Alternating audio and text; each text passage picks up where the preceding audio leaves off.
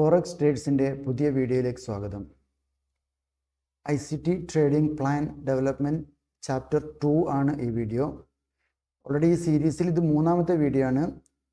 ഒന്നാമത്തെ ലെസൻ്റെ സബ് ലെസനായിട്ടാണ് രണ്ടാമത്തെ video interest rate ചെയ്തത്.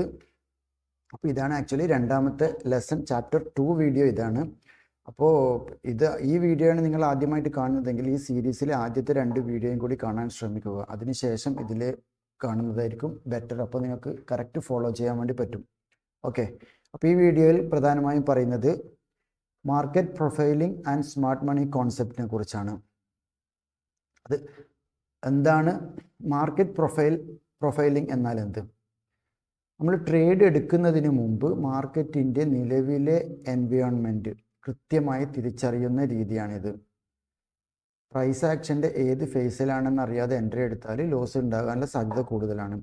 അതായത് ബിഗ് ടൈം ഫ്രെയിമിലും ട്രെൻഡ് ഏതാണെന്ന് മനസ്സിലാക്കിയിട്ട് ചെറിയ ടൈം ഫ്രെയിമിലും 15-ൽ 1 അവറിലൊക്കെ ചിലപ്പോൾ റേഞ്ച് മോഡിലൊക്കെ ആയിരിക്കും. അപ്പം നമ്മൾ കറക്റ്റ് വയസ്സ് ട്രെൻഡ് എങ്ങോട്ടാണെന്ന് മനസ്സിലായിട്ടില്ലെങ്കിൽ നമ്മൾ ആ ട്രെൻഡിൽ മിസ്റ്റേക്ക് വരുത്താനുള്ള സാധ്യത വളരെ കൂടുതലാണ്. അപ്പോൾ ഹയർ ടൈം ഫ്രെയിമിൻ്റെ കോണ്ടെക്സ്റ്റിനനുസരിച്ചിട്ട് മാർക്കറ്റിൽ അനുയോജ്യമായ സ്ട്രാറ്റജി തിരഞ്ഞെടുക്കാൻ നമ്മളെ സഹായിക്കുന്നതാണ് മാർക്കറ്റ് പ്രൊഫൈലിംഗ് എന്താണെന്ന് തിരിച്ചറിയൽ. അപ്പോൾ എത്ര രീതിയിൽ മാർക്കറ്റ് പ്രൊഫൈൽ ഉണ്ട്? ICT പറയുന്നത് 4 ബേസിക് മാർക്കറ്റ് പ്രൊഫൈലാണ് ഉള്ളതെന്ന്. അതിൽ ഒന്നാമത് കൺസോളിഡേഷൻ റേഞ്ച് പ്രൊഫൈൽ. നമുക്കറിയാം റേഞ്ച് എന്ന് പറഞ്ഞു കഴിഞ്ഞാൽ അധികം വലിയ മൂവ്മെൻറ്റ് ചെയ്ത ഭാഗത്തേക്ക് പോകാതെ കുറച്ച് സമയം വരെ, ചിലപ്പോൾ ദിവസങ്ങളായിരിക്കും, അല്ലെങ്കിൽ ഓരോ ടൈം ഫ്രെയിമിനനുസരിച്ചിട്ട് ചിലപ്പം 15 മിനിറ്റ് നോക്കുമ്പോൾ ഒരു 1-2 മണിക്കൂർ റേഞ്ച് ആണെങ്കിൽ അവിടെ 5-8 ക്യാൻഡിൽ വരും. അതിങ്ങനെ മുകളിലേക്കും താഴേക്കും പോകാതെ അവിടെ തന്നെ ഉണ്ടാവും. അപ്പോൾ അതിനൊരു റേഞ്ച് എന്ന് പറയും. നമ്മൾ ഡെയിലി ക്യാൻഡിലാണ് നോക്കുന്നതെങ്കിൽ ഡെയിലി ഒരു 5-6 ദിവസം മൂവ് ആവാതെ നിന്നെങ്കിൽ അത് ഡെയിലി റേഞ്ച് എന്ന് പറയും. അപ്പോൾ ഏത് ടൈം ഫ്രെയിമിലായാലും ഒരു മൂവ്മെൻറ്റ് വരാതെ നിൽക്കുന്നതാണ് ആ ടൈം ഫ്രെയിമിൻ്റെ റേഞ്ച്. ഓക്കെ, അപ്പോൾ ചിലപ്പം ബിഗ് ടൈം ഫ്രെയിമിൽ ഒരു ട്രെൻഡിങ് 2-ാമത്തെ 3-ാമത്തെ 4-ാമത്തെയൊക്കെ ബൈ ക്യാൻഡിൽ ആണെങ്കിൽ പോലും ചിലപ്പോൾ അത് 15 മിനിറ്റിൽ നമ്മൾ കാണുന്ന സമയത്ത് ഒരു റേഞ്ച് പോലെ ആയിരിക്കും ഉണ്ടാവില്ല കറണ്ട് മാർക്കറ്റ്. അപ്പോൾ ആ ബിഗ് ടൈം ഫ്രെയിമിൻ്റെ അത് ബാക്കിൽ ഇങ്ങനെ ഒരു മൂവ്മെൻറ്റ് മുകളിലേക്കാണ് നടക്കുന്നതെന്ന് അറിയില്ലെങ്കിൽ നമുക്കത് മനസ്സിലാക്കാൻ വേണ്ടി പറ്റില്ല. രണ്ടാമത്തെ പ്രൊഫൈലാണ് ബ്രേക്ക് ഔട്ട് പ്രൊഫൈൽ. അതായത് റേഞ്ചിൽ നിന്ന് പെട്ടെന്ന് പുറത്തേക്ക് എക്സ്പാൻഷൻ നടക്കുന്നത്. ചിലപ്പോൾ അത് വാലിഡ് തന്നെ ആയിരിക്കും, അല്ലെങ്കിൽ അതൊരു ഫോൾസ് ആയിരിക്കും. ചിലപ്പോൾ മുകളിലേക്ക് പോയിട്ട് അതിനേക്കാൾ വേഗത്തിൽ തിരിച്ച് താഴേക്ക് തന്നെ വരും. അതാണ് ഒരു ഘട്ടം. പിന്നെ ട്രെൻഡിങ് പ്രൊഫൈൽ മീൻസ് ഒരു കൃത്യമായ ഡയറക്ഷനിലേക്ക് തന്നെ higher high higher low create ചെയ്തുകൊണ്ട് മുകളിലേക്ക് പോകുന്നത്. താഴേക്കാണ് ട്രെൻഡെങ്കിൽ, ബാരിഷ് ട്രെൻഡ് ആണെങ്കിൽ lower high lower low create ചെയ്തുകൊണ്ട് താഴേക്ക് പോകും. അതാണ് ട്രെൻഡിങ് പ്രൊഫൈൽ. പിന്നെ റിവേഴ്സൽ പ്രൊഫൈൽ, അതായത് ഒരു ട്രെൻഡ് അവസാനിച്ചിട്ട് ഓപ്പോസിറ്റ്, ഇപ്പോൾ താഴേക്കാണ് കണ്ടിന്യൂസ് മൂവ് ചെയ്തിട്ടുണ്ടെങ്കിൽ അത് അവസാനിച്ചിട്ട് തിരിഞ്ഞ് മുകളിലേക്ക് കയറുന്നതാണ് റിവേഴ്സൽ പ്രൊഫൈൽ. ഇങ്ങനെ 4 രീതിയിലുള്ള പ്രൊഫൈലാണ് ഉണ്ടാവുക. അത് ഓരോ പ്രൊഫൈലിനനുസരിച്ചിട്ട് വേണം നമ്മൾ ട്രേഡിങ്ങിൻ്റെ അനുയോജ്യമായ ഏത് രീതിയാണ് നമ്മൾ ട്രേഡ് ചെയ്യേണ്ടതെന്ന് തീരുമാനിക്കാൻ. അതായത് ഞാൻ മുമ്പേ പറയാറുണ്ട്, ഓരോ അവസരത്തിൽ നമ്മൾ ഓരോ ടൂളാണ് ഉപയോഗിക്കേണ്ടത്. 8 സൈസ് സ്പാനർ ഉപയോഗിക്കേണ്ടടുത്ത് 10 സൈസും കൊണ്ട് പോയിക്കൂടാം. ഓരോ ടൂളിനും ഓരോ റൂളിനനുസരിച്ചിട്ടുള്ള ഓരോ അവസ്ഥക്കനുസരിച്ചിട്ടുള്ള ടൂൾ വേണം നമ്മൾ ഉപയോഗിക്കാൻ വേണ്ടിയിട്ട്. അതാണ് ICT പറയുന്നത്. ഞാൻ ജസ്റ്റ് ഡ്രോ ചെയ്ത് കാണിച്ചു തരാം ഓരോ പ്രൊഫൈല്. അത് കൺസോളിഡേഷൻ എന്ന് പറഞ്ഞ റേഞ്ച് മീൻസ് ഇങ്ങനെ നമുക്ക് പറയാം മുകളിലേക്ക് അധികം താഴേക്കും മുകളിലേക്കും മൂവ് ആവാതെ ഒരു റേഞ്ചിൽ തന്നെ, ഒരു ഏരിയയിൽ തന്നെ പ്രൈസ് കുറേ സമയം നിൽക്കുന്നതിനെയാണ് റേഞ്ച് എന്ന് പറയുന്നത്. അത് ഏത് ടൈം ഫ്രെയിമിലായാലും അങ്ങനെ തന്നെ. ഓക്കെ, പിന്നെ ഒരു പ്രൊഫൈലാണ് പറഞ്ഞത് ബ്രേക്ക് ഔട്ട് പ്രൊഫൈൽ. അതായത് ഇപ്പോൾ ഇതൊരു റേഞ്ച്, അപ്പോൾ അതിൻ്റെ എന്താവും മുകളിലേക്ക് ബ്രേക്ക് ഔട്ടായിട്ട് മുകളിലേക്ക് പോകുന്നതാണ് ബ്രേക്ക് ഔട്ട് പ്രൊഫൈൽ. ചിലപ്പോൾ ഇത് ഫേക്ക് ആണെങ്കിൽ ചിലപ്പോൾ അതേപോലെ അത് തിരിച്ച് താഴേക്ക് തന്നെ വരും, വീണ്ടും റേഞ്ച് സ്റ്റാർട്ട് ചെയ്യും. ഇല്ലെങ്കിൽ അത് ഒറ്റയടിക്ക് താഴേക്ക് പോകും. അപ്പോൾ ഇത് ഫേക്ക് ആയിരിക്കും മൂവ്മെൻറ്റ്. അപ്പോൾ ചിലപ്പോൾ നമ്മൾ മാർക്കറ്റിൽ നോക്കുന്ന സമയത്ത് നമ്മൾ ഈ ഒരു മൂവ്മെൻറ്റിലായിരിക്കും ഉണ്ടാവുക. അപ്പോൾ അത് വളരെ ചാടിക്കയറി ഇവിടെ നിന്ന് ട്രേഡ് എടുത്തുവിടാം ബൈയിലേക്ക് പോകുന്ന വിചാരിച്ചിട്ട്. ചിലപ്പോൾ അത് ഫേക്ക് ആയിരിക്കും. അത് കൺഫർമേഷൻ കിട്ടിയിട്ട് വേണം നമ്മൾ ട്രേഡിൽ എൻട്രി ആവാൻ വേണ്ടിയിട്ട്. അടുത്ത പ്രൊഫൈലാണ് ട്രെൻഡിങ് പ്രൊഫൈൽ മീൻസ് നമ്മളൊരു മുകളിലേക്ക് ബൈ പോവും, കുറച്ച് അവിടെ നിന്ന് ഒരു റേഞ്ച് പോലെ അല്ലെങ്കിൽ ഒരു ഹയർ ലോക്ക് ഉണ്ടാക്കും, എന്നിട്ട് വീണ്ടും പോവും. ഇങ്ങനെ മുകളിലേക്ക് പോകുന്നതിനാണ് ബുള്ളിഷ് ട്രെൻഡ്. അതേപോലെ താഴേക്ക് മാർക്കറ്റ് വരുന്നതാണ് ബെയറിഷ് ട്രെൻഡ്. അപ്പോൾ നമ്മൾ ഏത് പ്രൊഫൈലിലാണ് ഉള്ളത് എന്ന് മനസ്സിലാക്കണം. ചില സമയത്ത് ഇത് ഹയർ ടൈം ഫ്രെയിം ആയിരിക്കും മുകളിലേക്ക് പോകുന്നത്, 4 അവർ അല്ലെങ്കിൽ 1 അവർ ഒക്കെ ആയിരിക്കും. നമ്മൾ മാർക്കറ്റ് നോക്കുമ്പോൾ ഒരു 5 മിനിറ്റിൽ 15ലൊക്കെ ചിലപ്പം ഇങ്ങനെ റേഞ്ച് ആയിരിക്കും ഉണ്ടാവുക. അപ്പോൾ നമുക്ക് ഇങ്ങനെ വളരെ കുറേ റെഡ് ക്യാൻഡിലും ഗ്രീൻ ക്യാൻഡിലൊക്കെ മിക്സ് ആയിട്ടായിരിക്കും ചിലപ്പോൾ 5ൽ ഇങ്ങനെ ബൈ ട്രെൻഡ് കാണും. അപ്പോൾ ഇതിൽ റേഞ്ചും ആയിരിക്കും. അപ്പോൾ നമുക്ക് കറക്റ്റ് ഡയറക്ഷൻ മനസ്സിലാവില്ല. പക്ഷേ 4 അവറിൽ നോക്കിയാൽ അത് കറക്റ്റ് മനസ്സിലാവും അത് ബൈയിലുള്ളതെന്ന്. ഇങ്ങനെയുള്ള അവസരത്തിൽ ഇവിടെ റേഞ്ച് ആയിരിക്കും. അപ്പോൾ നമ്മൾ ബൈയിലേക്ക് വേണം നമ്മൾ നോക്കാൻ. അപ്പോൾ റേഞ്ച് എന്ന് വിചാരിച്ചിട്ട് നമ്മൾ ഇതിവിടെ കഴിഞ്ഞെന്ന് ട്രെൻഡ് കഴിഞ്ഞെന്ന് വിചാരിച്ച് താഴേക്കുള്ള ട്രേഡ് നോക്കാൻ വേണ്ടി പാടില്ല. അടുത്താണ് റിവേഴ്സൽ. അതായത് താഴേക്ക് ഇപ്പോൾ ഒരു ട്രെൻഡ് വന്ന് നല്ല രീതിയിൽ വന്ന് പിന്നെ അതിന് ശേഷം പിന്നെ പുതിയ ലോവർ ലോ ഒന്നും ക്രിയേറ്റ് ചെയ്യാൻ പറ്റാതെ ഇങ്ങനെ നിന്ന് മാർക്കറ്റ് തിരിഞ്ഞു പോകുന്ന ഈ ഒരു മോഡിലായിരിക്കും ചിലപ്പോൾ നമ്മൾ നോക്കുന്ന സമയത്ത് ഉണ്ടാവുക. അപ്പോൾ അത് റിവേഴ്സൽ പ്രൊഫൈലാണ് ഉള്ളത്. അപ്പോൾ 4 രീതിയിലുള്ള പ്രൊഫൈലും നമ്മൾ മനസ്സിലാക്കണം. നമ്മൾ കറണ്ട് പൊസിഷനിൽ എവിടെയാണ് ഉള്ളത്, അതിനനുസരിച്ചിട്ട് വേണം നമ്മളെ എൻട്രി നമ്മൾ ട്രേഡ് പ്ലാൻ ചെയ്യാൻ വേണ്ടിയിട്ട്. ഇതാണ് കൺസോളിഡേഷൻ വിത്ത് റേഞ്ച് എക്സ്പാൻഷൻ. അതായത് കൺസോളിഡേഷൻ ഫേസിൽ നിന്ന്, അതായത് റേഞ്ച് ഫേസിൽ നിന്ന് മാർക്കറ്റ് വളരെ കാമായിരിക്കുന്ന സമയത്ത് സ്മാർട്ട് മണി ആക്ച്വലി അവിടെ ചെയ്യുന്നത് നമ്മൾ എന്ത് ചെയ്യും, റേഞ്ച് ആണെന്ന് പറഞ്ഞിട്ട് നമ്മൾ അനങ്ങാതിരിക്കും. പക്ഷേ ആക്ച്വലി ബിഗ് പ്ലെയേഴ്സ് ആ റേഞ്ചിലാണ് അവരുടെ ഓർഡർ പ്ലേസ് ചെയ്യുന്നത്. അവർക്ക് ബൈയിലേക്കാണ് ബിഗ് ടൈം ഫ്രെയിമും എല്ലാ കാര്യങ്ങളും അനുകൂലമായിട്ട് അവർ ബൈയിലേക്കാണ് പോകുന്നുണ്ടെങ്കിൽ അവർ ആ ബൈ ഓർഡർ തികച്ചും വാങ്ങുന്നുണ്ടാവുക ആ റേഞ്ച് മോഡിൽ നിന്നാണ്. അപ്പോൾ നമ്മളും ആ സമയത്താണ് അനാലിസിസ് നടത്തിയിട്ട് പ്ലാൻ ചെയ്യേണ്ടത് നമ്മളെ ട്രേഡ്. അല്ലാണ്ട് പെട്ടെന്ന് റേഞ്ച് എക്സ്പാൻഷൻ നടക്കുമ്പോൾ ആക്റ്റീവായിട്ട് മുകളിലേക്ക് അത് പോകുന്ന സമയത്ത് ബാക്ക് തന്നെ പോയിട്ട് മൂവ് ആവുന്ന സമയത്ത് പോയിട്ട് എൻട്രി ചെയ്യലല്ല വേണ്ടത്. പിന്നെ നമ്മൾ റണ്ണിങ് പ്രൈസ് മുകളിലേക്ക് അത് എക്സ്പാൻഷൻ നടന്നു കഴിഞ്ഞാൽ പിന്നെ അതിൻ്റെ ബാക്കിൽ പോയിട്ട് ട്രേഡ് എടുത്തുകൂടാ. പിന്നെ അത് പുൾ ബാക്ക് വന്നിട്ട് വേണം ട്രേഡ് എടുക്കാൻ വേണ്ടിയിട്ട്. ഓക്കെ, അതാണ് പറയുന്നത്. പിന്നെ കൺസോളിഡേഷൻ ഫേസിൽ പിന്നെ കാമായിരിക്കുന്ന സമയത്ത് നമ്മൾ പിന്നെ ബിഗ് പ്ലെയേഴ്സ് എന്താ ചെയ്യുന്നതെന്ന് മനസ്സിലാക്കണം. അപ്പോൾ അതിനനുസരിച്ചിട്ട് വേണം നമ്മൾ ചെയ്യാൻ വേണ്ടിയിട്ട്. അല്ലാതെ പിന്നെ മൂവ് നടക്കുമ്പം ആ നടക്കുന്നതിൻ്റെ ബാക്കിൽ പോയിട്ട് നമ്മൾ എൻട്രി ചെയ്യാൻ പറ്റില്ല. Next bullish market profile strategy. അതായത് മുകളിലേക്കാണ് ബിഗ് ടൈം ഫ്രെയിം പോകുന്ന വിചാരിക്കാം. ബിഗ് ടൈം ഫ്രെയിം മുകളിലേക്ക് പോകുന്നുണ്ടെങ്കിൽ ഇപ്പോൾ ചെറിയ ടൈം ഫ്രെയിമിൽ നോക്കുമ്പോൾ അതൊരു റേഞ്ച് ആയിരിക്കും. അപ്പോൾ നമ്മൾ റേഞ്ചിൽ ബൈ ആണ് നോക്കേണ്ടത്.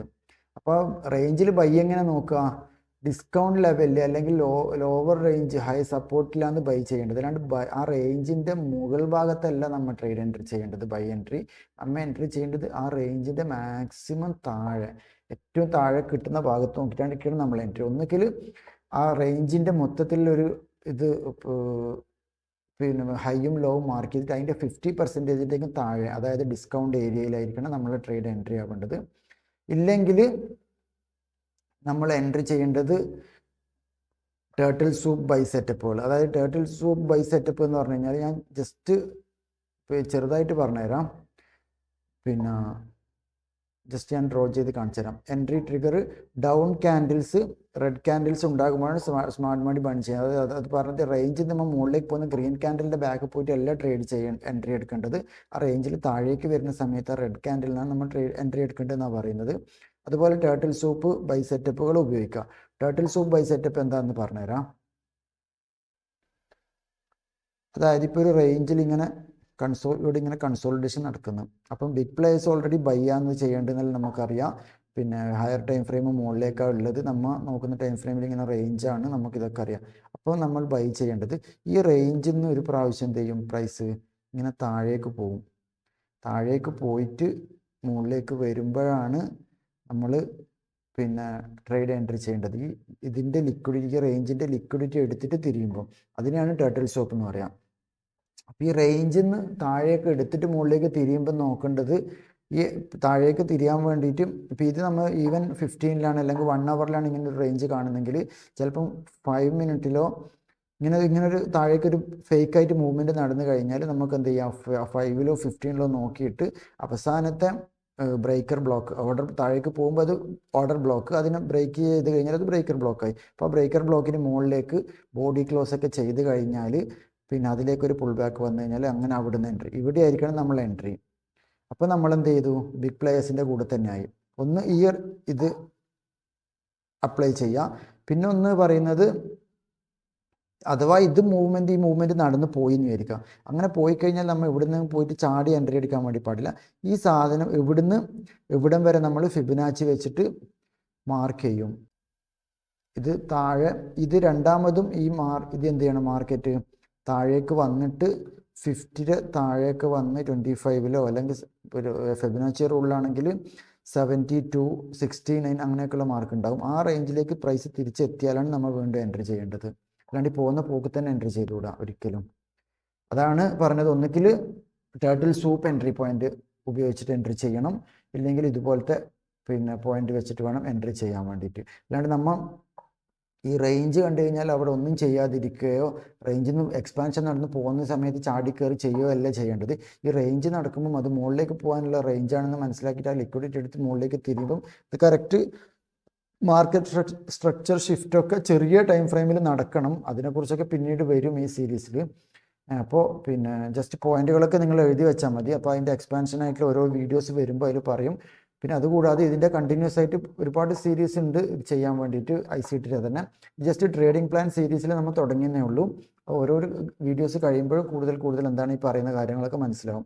ഓക്കെ, അപ്പോൾ ആ രണ്ട് രീതിയിലാണ് റേഞ്ചിൽ നിന്ന് നമ്മൾ ട്രേഡ് ചെയ്യേണ്ടത്. ഇനിയിപ്പോൾ അഥവാ താഴേക്കാണെങ്കിൽ നമുക്ക് ബിഗ് ടൈം ഫ്രെയിം താഴേക്കാണെന്ന് വിചാരിക്കാം. അപ്പോൾ ഇങ്ങനെ ഒരു റേഞ്ച് ഇവിടെ ഉണ്ട്. അപ്പം ആ റേഞ്ചിൽ നമ്മൾ എൻട്രി ചെയ്യേണ്ടത് ഈ റേഞ്ചിനെ ബ്രേക്ക് ചെയ്ത് മുകളിലേക്ക് പോയിട്ട് ആ ലിക്വിഡിറ്റി എടുത്ത് താഴേക്ക് തിരിഞ്ഞു കഴിഞ്ഞാലാണ് നമ്മൾ സ്ട്രക്ചർ ഷിഫ്റ്റും കാര്യങ്ങളൊക്കെ നോക്കിയിട്ട് ടേർട്ടിൽ സോപ്പ് എൻട്രി താഴേക്ക് എടുക്കാം. ഇല്ലെങ്കിൽ ഈ സാധനം വന്നു കഴിഞ്ഞാൽ വീണ്ടും അതിൻ്റെ ഒരു പുൾ ബാക്ക് വന്നു കഴിഞ്ഞാൽ നമുക്ക് ഫിബൊനാച്ചി വരച്ചിട്ട് ഇത് അതിൻ്റെ 50% താഴേക്ക് പ്രൈസ് വന്നു കഴിഞ്ഞാൽ മാത്രം താഴേക്ക് എൻട്രി എടുക്കാം. ഓക്കെ, അങ്ങനെയാണ് റേഞ്ചിൽ നിന്ന് എക്സ്പാൻഷൻ ചെയ്യുമ്പോൾ നമ്മൾ എൻട്രി എടുക്കേണ്ടതെന്നാണ് ICTയുടെ പ്രധാനപ്പെട്ട ഒരു റൂള്. ബുള്ളിഷ് മാർക്കറ്റ് പ്രൊഫൈൽ സ്ട്രാറ്റജിയും ബെയറിഷ് മാർക്കറ്റ് പ്രൊഫൈൽ സ്ട്രാറ്റജിയും ഞാൻ ഡ്രോ ചെയ്ത് കാണിച്ചല്ലോ. അതായത് എൻട്രി ട്രിഗർ എപ്പോഴും ചെയ്യേണ്ടത് നമ്മൾ സെല്ലാണ് ചെയ്യുന്നതെങ്കിൽ ഗ്രീൻ ക്യാൻഡിലായിരിക്കണം നമ്മൾ സെല്ല് ചെയ്യേണ്ടത്. ബൈ ആണ് ചെയ്യേണ്ടതെങ്കിൽ നമ്മൾ റെഡിലായിരിക്കണം ബൈ ചെയ്യേണ്ടത്. ഓക്കെ, അപ്പോൾ ബുള്ളിഷ് മാർക്കറ്റ് പ്രൊഫൈലിൻ്റെ സ്ട്രാറ്റജിയും ബെയറിഷ് മാർക്കറ്റ് പ്രൊഫൈലിൻ്റെ സ്ട്രാറ്റജിയും മനസ്സിലായല്ലേ? അതായത് റേഞ്ച് നടക്കുമ്പോൾ നമുക്ക് ബിഗ് ടൈം ഫ്രെയിം മുകളിലേക്കാണെങ്കിൽ നമ്മൾ ആ റേഞ്ചിൻ്റെ താഴെ നിന്നായിരിക്കണം നമ്മൾ എൻട്രി വരേണ്ടത്. ഇനി അഥവാ റേഞ്ചിൻ്റെ താഴെ നിന്ന് വന്നിട്ടുണ്ടെങ്കിൽ എക്സ്പാൻഷൻ നടക്കുമ്പോൾ ബാക്ക് പോയി വാങ്ങിച്ചുകൂടാ. പിന്നെ അതിനെ പുൾ ബാക്ക് വന്നിട്ട് അതിൻ്റെ ഫെബിനാച്ചിയൊക്കെ നോക്കിയിട്ട് ഏറ്റവും താഴത്തെ ഡിസ്കൗണ്ട് ലെവലിൽ നിന്ന് താഴെ നിന്നാണ് നമ്മൾ ട്രേഡ് എൻട്രി എടുക്കേണ്ടത്. അതേപോലെയാണ് ബെയറിഷ് മാർക്കറ്റിലും. താഴേക്ക് പോകുന്ന ഹയർ ടൈം ഫ്രെയിം താഴേക്ക് പോകുന്ന മാർക്കറ്റ് ആണെങ്കിൽ റേഞ്ചിൻ്റെ മുകളിൽ നിന്നായിരിക്കണം നമ്മൾ എൻട്രി എടുക്കേണ്ടത് ടർട്ടിൽ സോപ്പ് കാര്യങ്ങളൊക്കെ ഉപയോഗിച്ചിട്ട്. ഇല്ലെങ്കിൽ OTE ഷോർട്ട് അല്ലെങ്കിൽ ഓപ്റ്റിമൽ ട്രേഡ് എൻട്രി എന്ന് പറയും. അതായത് നമ്മളൊരു മൂവ് നടന്നതിന് ഞാൻ കാണിച്ചത് താഴേക്ക് പോയതിന് ശേഷം തിരിച്ച് വരുമ്പം ഫെബിനാച്ചി റൂളൊക്കെ വെച്ചിട്ട് വേണം ട്രേഡ് എൻട്രി ചെയ്യാൻ വേണ്ടിയിട്ട്. ഓക്കെ, അപ്പോൾ സ്മാർട്ട് മണി സ്ട്രീറ്റ് മണി, അതായത് റീറ്റെയിൽ ട്രേഡേഴ്സിനാണ് ഇവർ സ്ട്രീറ്റ് മണി എന്നുകൊണ്ട് ഉദ്ദേശിക്കുന്നത്. Smart money means big players, ഇൻസ്റ്റിറ്റ്യൂഷൻസും ബാങ്കും കൺട്രീസും ഒക്കെ. അപ്പം ക്വയറ്റ് ടൈമിൽ കൺസോളിഡേഷനിൽ പ്ലാൻ ചെയ്ത് പൊസിഷൻ ബിൽഡ് ചെയ്യുന്നു ആര് സ്മാർട്ട് മണി. ലിക്വിഡിറ്റി ലഭ്യമാകുമ്പോൾ ട്രേഡ് എക്സിക്യൂട്ട് ചെയ്യുന്നു. അതായത് ഒരു റേഞ്ചിൽ ഇങ്ങനെ കളിക്കും. അപ്പോൾ ആ റേഞ്ചിൽ ഉള്ളക്കുമ്പോൾ തന്നെ കുറേ റീറ്റെയിൽ ട്രേഡേഴ്സിൻ്റെയും ബാക്കിയുള്ള ട്രേഡേഴ്സിൻ്റെ ഒക്കെ ലിക്വിഡിറ്റി അവർക്ക് കിട്ടും. പിന്നെ അതുകൂടാതെ ടേർട്ടിൽ സൂപ്പ്, അതായത് താഴേക്ക് പോകുന്നതെന്ന് വിചാരിച്ചിട്ട് ഫേക്ക് കാണിച്ചിട്ട് മുകളിലേക്ക് വരുമ്പോൾ ആ ഫേക്കിലുള്ള ആ സ്റ്റോപ്പ് ലോസ് ഒക്കെ ഹിറ്റാവും. അതൊക്കെ ഹിറ്റാക്കി ആ ലിക്വിഡിറ്റി എല്ലാം കിട്ടിക്കഴിഞ്ഞാൽ എന്ത് ചെയ്യും, സ്മാർട്ട് മണി അവർക്ക് പോകേണ്ട ഭാഗത്തേക്ക് പോകും. സ്ട്രീറ്റ് മണി എന്ത് ചെയ്യൽ, ഈ റേഞ്ച് എക്സ്പാൻഷനിൽ നടന്നിട്ട് ഒന്നും ചെയ്യൂല. അത് പ്രൈസ് വേടത്തേക്ക് മൂവ് ആവുന്നത് കാണുമ്പോൾ ബാക്കിൽ തന്നെ പോയിട്ട് എൻട്രി ചെയ്യും. അത് ലേറ്റ് എൻട്രി ആയിരിക്കും, ഇല്ലെങ്കിൽ അത് ഫേക്ക് എൻട്രി ആയിരിക്കും. അപ്പോൾ അത് കാരണം പ്ലാൻ കറക്റ്റ് വർക്കാവില്ല.